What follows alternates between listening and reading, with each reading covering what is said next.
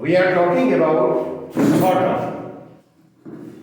Particle nature of radiation. Photon के बारे में हम लोगों ने सीखा है कि this is a packet of energy, और उसके बारे में देखा कि पैकेट ऑफ एनर्जी में एक एनर्जी पैकेट है, उसका energy content that is given by E equal to h, where h is Planck's constant and nu is the frequency of the radiation. In terms of wavelength, the energy content of a photon is given by E is equal to hc by lambda. Again, we have just discussed the momentum of the photon. Momentum of the photon is given by h mu by c and also h by lambda. These are the relations we must remember. Motion EMF, though a photon has no mass in classical sense, but effective mass or motional mass of a photon is given by this expression m is equal to h mu by c square. If a source is radiating photons, I mean radiation, the power of the source is given by the expression n hc by lambda. Here hc by lambda is the energy content of a photon and n is the number of photons emitted by the source per second. So the emitted energy per second is called just power of the source, that is given by n hc by lambda. These are the relations I have derived already and discussed. We have to use these equations or relations. I am going to consider a problem here. ये ring है, ये ring. Q naught charge is uniformly distributed on it. The radius of the ring is r, and this is the axis of the ring. An electron is gently placed at P. P पर हम एक electron को gently रख देते हैं. This electron will experience a force towards the center of the ring and it will move towards the center and accelerate towards it. जब इधर यह आएगा तो क्या करेगा? काइनेटिक एनर्जी गेन करेगा. तो यहाँ पर जब पहुँचता है, when this electron reaches the center of the ring, it is suddenly stopped. इसको जब स्टॉप कर देते हैं, the total kinetic energy of the electron converts into a photon. हमको जानना है कि वो जो क्रिएटेड फोटॉन होगा उसका वेवलेंथ क्या होना चाहिए. I think the problem is clear. Now let us solve it. Just to create a space on the blackboard, हम इन रिलेशंस को यहाँ पर मिटा दें.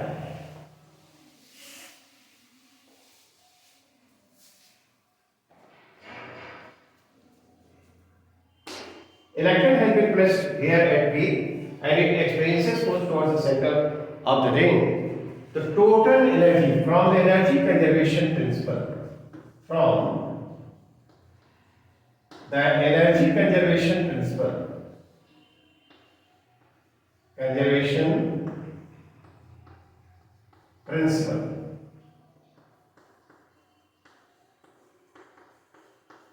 we can write total energy at P and total energy at O should be equal to each other. जब ये P पर electron को हम जस्ट प्लेस करते हैं तो it has no velocity, so its kinetic energy will be 0. तो kinetic energy को हमने लिखा that is equal to 0. Potential energy, ये जो चार्ज डिस्ट्रीब्यूशन है उसके कारण यह पोटेंशियल होगा. पोटेंशियल वहां पर होगा वह Q not by 4 pi epsilon not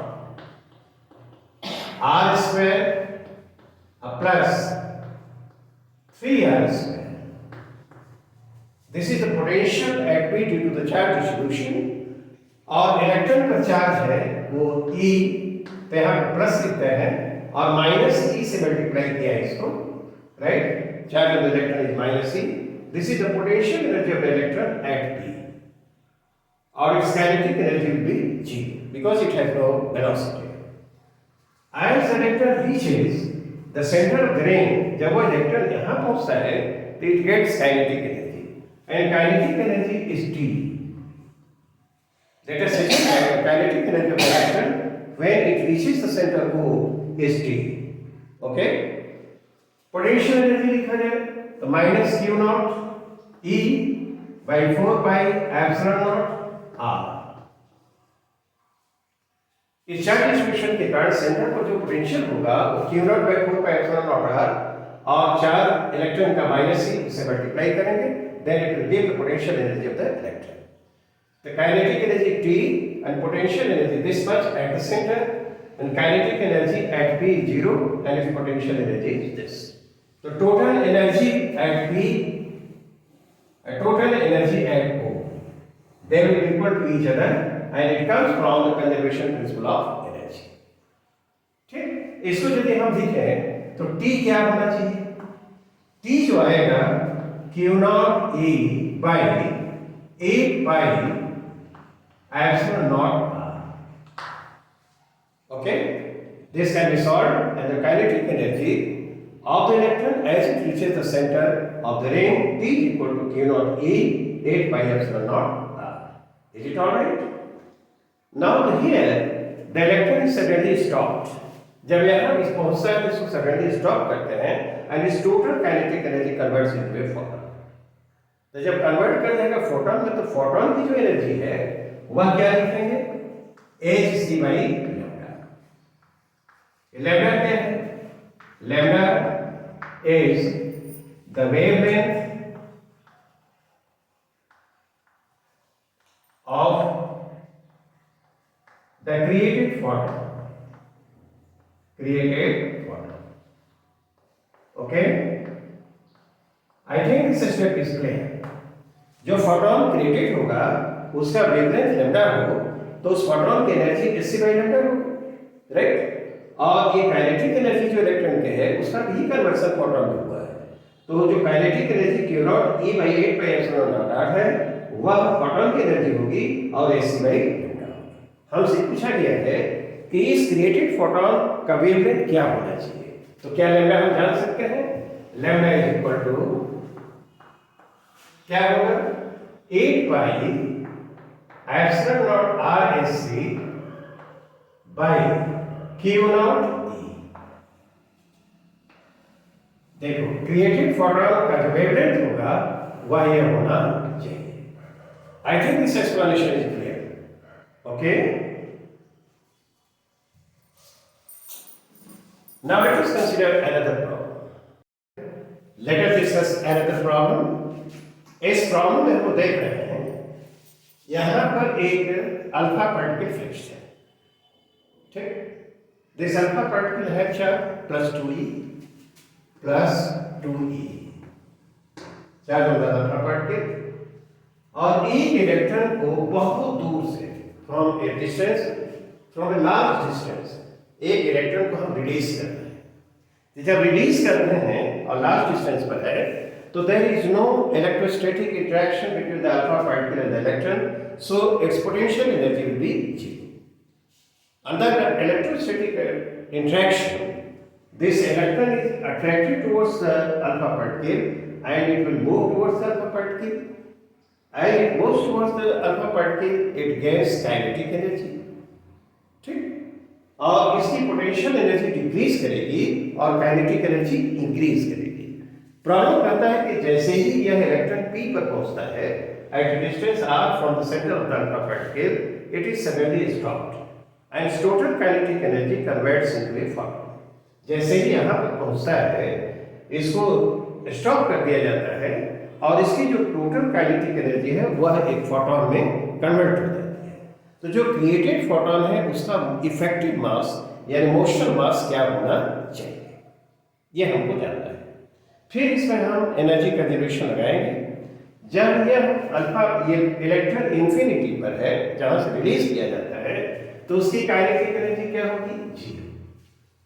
there is no electrostatic interaction between the alpha particle and electron, तो इसकी पोटेंशियल एनर्जी क्या होगी? वह भी होगी 0, ठीक? As the electron reaches the point P, its distance from the alpha particle is r, and kinetic energy T। तो kinetic energy T हमने लिखा, और पोटेंशियल एनर्जी देखते हैं। तो पोटेंशियल एनर्जी इसी कारण की पोटेंशियल होगा 2e by 4 pi epsilon naught r, ठीक? This is the potential at P due to the alpha particle, और जो इलेक्ट्रॉन का चार्ज है उससे हम यहाँ पर मल्टीप्लाई कर देते हैं, ये पोटेंशियल एनर्जी होगी। I think this is all. ये बताओ काइनेटिक एनर्जी T ये कितना हो जाएगा? क्या E² बाई 4 पाई या 2 पाई 2 pi epsilon naught r। Okay, अब जो क्रिएटेड फोटोन होगा उसकी एनर्जी होनी चाहिए।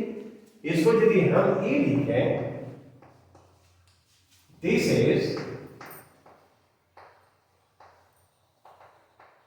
The energy of the created photon, energy of the created photon. क्या T जो काइनेटिक एनर्जी है उसी का कन्वर्शन फोटोन हो जाता है, तो क्रिएटेड फोटोन की जो एनर्जी होगी इस इलेक्ट्रॉन की काइनेटिक एनर्जी के बराबर होगी। तो जो क्रिएटेड फोटोन उसकी एनर्जी को E से डिनोट करें हम लोग, तो T इक्वल टू क्या हो जाएगा, E square by 2 pi epsilon naught r and this is equal to E। हमने सीखा है motional mass of a photon, motional mass of a photon, m is equal to h nu by c square। h nu क्या है, this is the energy of the photon, तो उसको E by c square कहेंगे हम लोग, E by c square. तो E क्या आया है, E आया है E square by 2 pi epsilon naught r। तो लिख दिया E square by 2 pi epsilon naught r और c स्क्वायर से हमने डिवाइड कर दिया। ओके, जो फोटोन की एनर्जी है उसको c स्क्वायर से हमने डिवाइड कर दिया and this will give the motion mass. हम लोगों ने डिस्कशन में बताया है कि फोटोन के पास मास नहीं होता in classical sense. In classical sense a photon has no mass because that is not a material particle, लेकिन वैसे बिहेव करता है जैसे उसके पास मास है, और मास कितना होता है h v by c square. Okay, इस मास को हम कहते हैं इफेक्टिव मास और मोशनल मास। तो फोटोन की energy h v by c square से डिवाइड कर दिया जाए तो this will give the motional mass, और वो जो एनर्जी होगी फोटोन क्रिएटेड फोटोन की वह e square by 2 epsilon naught r आएगा, और उसको c स्क्वायर से डिवाइड कर दें तो that will give the effective mass of the photon. I think this explanation is clear. Okay,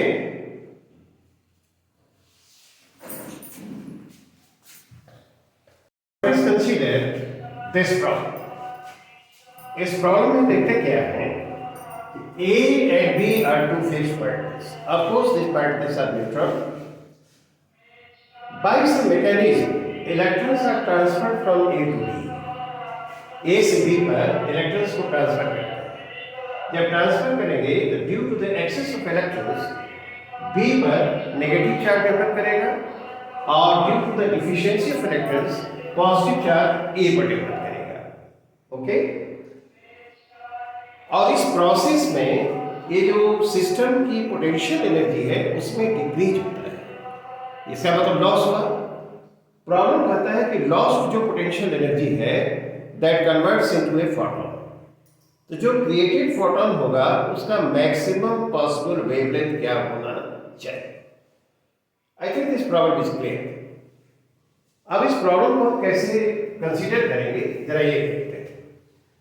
पहले देखा जाए कि इस पर से मान लो इलेक्ट्रॉन्स जब ट्रांसफर हुए हैं तो मैंने कहा ए पर चार्ज डेवलप किया plus due to deficiency of electron, और due to excess of electron B पर जो चार्ज डेवलप करेगा उतना ही नेगेटिव चार्ज डेवलप करेगा।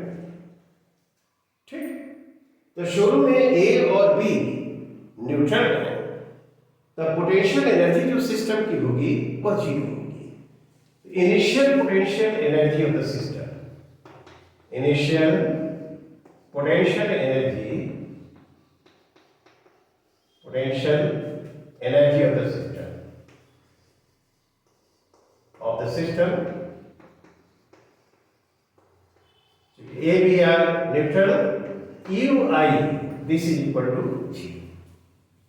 जब कुछ इलेक्ट्रॉन्स को हम ट्रांसफर कर देते हैं तो मैंने कहा कि यहाँ पर due to the deficiency of electrons positive charge will develop on there, and here on B equal amount of negative charge will develop. अब इस पर प्लस क्यू और इस पर माइनस क्यू चार्ज है, तो अब इस सिस्टम की जो पोटेंशियल एनर्जी होगी फाइनल वह क्या होनी चाहिए, तो final potential energy of the system final potential energy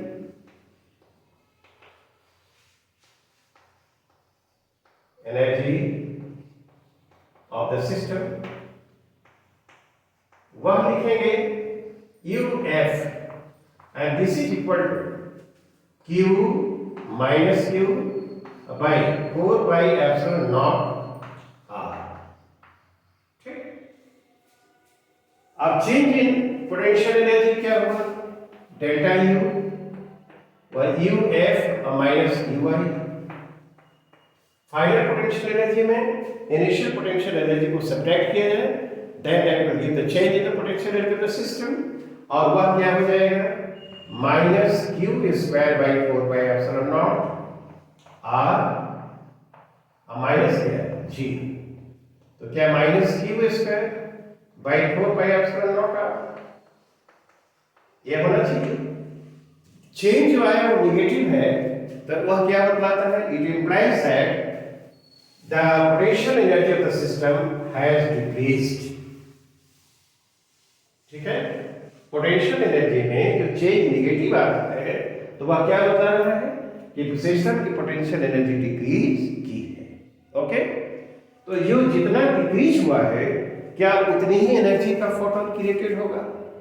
तो energy of the created photon हम क्या लिखेंगे, energy of the created photon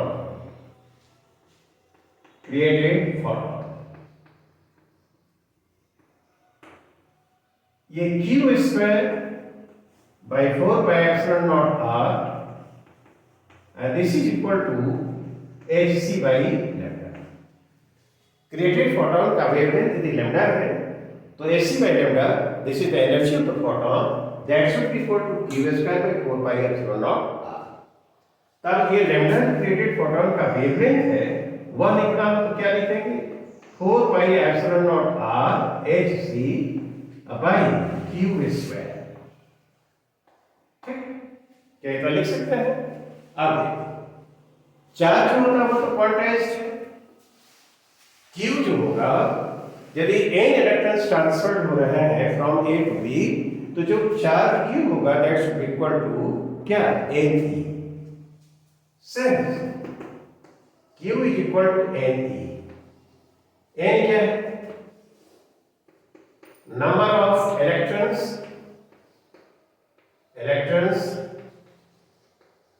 transferred from A to B, transferred from A to B। यदि A से B पर electrons जो transfer हुए उनका नंबर n है, तो जो चार्ज डेवलप करेगा Q that should be equal to Ne। तो क्रिएटेड फोटोन का वेवलेंथ यदि लिखना हो लैम्डा, तो लैम्डा क्या लिखेंगे, lambda should be equal to 4 pi epsilon naught RHc by Q square की जगह n square E square. Okay, अब n का वैल्यू 1 2 3 4 5 हो सकता है, तो कहता है कि जो क्रिएटेड फोटोन उसका मैक्सिमम पॉसिबल वेवलेंथ, तो इसका वेवलेंथ मैक्सिमम तब होगा जब n मिनिमम होगा। n का मिनिमम वैल्यू क्या होगा 1 होगा, तो n की जगह हम 1 रख दें तो जो एक्सप्रेशन आएगा that will give the maximum possible value of the wavelength of the created photon. तब हमारा क्या यहाँ पर आंसर होना चाहिए, लैम्डा मैक्सिमम क्रिएटेड फोटोन का जो मैक्सिमम वेवलेंथ है lambda maximum that should be equal to क्या 4 pi epsilon naught RHc by E square. Lambda maximum तब होगा जब n मिनिमम होगा, और n का मिनिमम वैल्यू क्या होना चाहिए 1 का स्क्वायर 1। तो जो फोटोन क्रिएटेड होगा उसका मैक्सिमम वेवलेंथ यह होना चाहिए। I think this explanation is clear. Is it all right? Now let us consider this numerical problem. Very fundamental। हम इस वैल्यू को केवल जो रिलेशन उसमें रख देना है और हम जान जाएंगे। पहले इस प्रॉब्लम की बात करते हैं। कि एक फोटोन है जिसका वेवलेंथ 100 नैनोमीटर है, उसकी एनर्जी क्या होगी और उसका मोमेंटम क्या होगा। Very basic problem. Lambda is given as 100 nanometre, ठीक।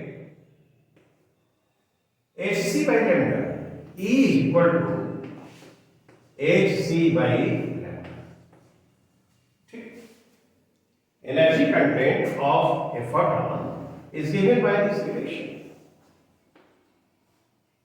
E is equal to हमको लिखना है, तो hc का value h is constant, c is constant, and we must remember this value, the value of this constant, 1242 electron volt nanometre, ठीक। hc h का value होता है, हम जानते हैं Planck's constant. c is the velocity of light in free space, और hc जो constant है उसका वैल्यू होता है 1242 इलेक्ट्रॉन वोल्ट नैनोमीटर। और लैम्डा कितना दिया है, lambda is equal to 100 nanometre, okay. अब नैनोमीटर नैनोमीटर कैंसिल कर सकते हैं, इसको कैंसिल कर दिया गया, ठीक। तो यह क्या होगा, 12.42 इलेक्ट्रॉन वोल्ट। उसकी एनर्जी जो होगी इतनी होनी चाहिए। यदि इस एनर्जी को इलेक्ट्रॉन वोल्ट को जूल में कन्वर्ट करना चाहें तो 1.6 × 10⁻⁻19 इतना से मल्टीप्लाई कर देंगे तो एनर्जी को हम लोग जूल में ला सकते हैं। यदि पूछा जाए तो ऐसा करेंगे, एनर्जी इतनी हो जाएगी। अब हमको जानना है इसका मोमेंटम क्या होगा, तो momentum p this is given by h by lambda। This is expression for the momentum of a photon, h is Planck's constant. अब यहां पर h का value 6.63 10⁻34 joule second divided by lambda. Lambda 100 nanometre, 100 nanometre, 100 nanometre 10⁻⁹ क्या इतना metre हो जाएगा, ये ऐसा यूनिट हो जाएगी। इसको हम लिखें तो कितना हो जाएगा, 6.63 into 10⁻, क्या होना चाहिए, -7 ऊपर जाएगा, -27 से होना चाहिए, 10⁻⁻27। यह कितना हो गया, kg मीटर पर सेकंड, ओके। ये जो फोटॉन है जिसका वेवलेंथ 100 नैनोमीटर दिया हुआ है, उसकी एनर्जी इलेक्ट्रॉन वोल्ट में वो 12.42 इलेक्ट्रॉन वोल्ट होगी, और उसका जो मोमेंटम होगा 6.63 10⁻⁻27 kg मीटर पर second. I think this calculation is correct. Now let us consider very fundamental problem. दूसरे में कह रहा है कि कोई इलेक्ट्रॉन है और वो फ्री है, that is not in bound state, उसकी टोटल एनर्जी जो होगी 0 या 0 से अधिक होनी चाहिए। यदि टोटल एनर्जी नेगेटिव है तो इसका मतलब दैट इज ए बाउंडेड। ये कहता है कि फ्री इलेक्ट्रॉन जो है वह फोटॉन को एब्जॉर्ब नहीं कर सकता है। जैसे मान लो इसको हमको दिखलाना है कि ये इलेक्ट्रॉन है, ए स्टेशनरी इलेक्ट्रॉन,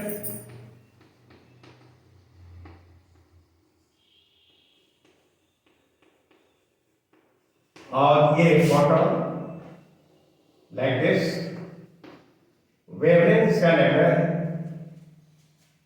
तो इसका जो मोमेंटम होगा फोटॉन का वो क्या होना चाहिए, h by lambda, और इसकी एनर्जी जो होगी वो क्या होनी चाहिए, hc by lambda।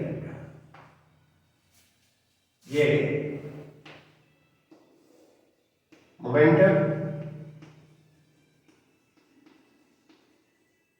Of the photon, और ये जो है वो क्या है, एनर्जी ऑफ द फोटॉन। अब जरा सोचते हैं हम इसमें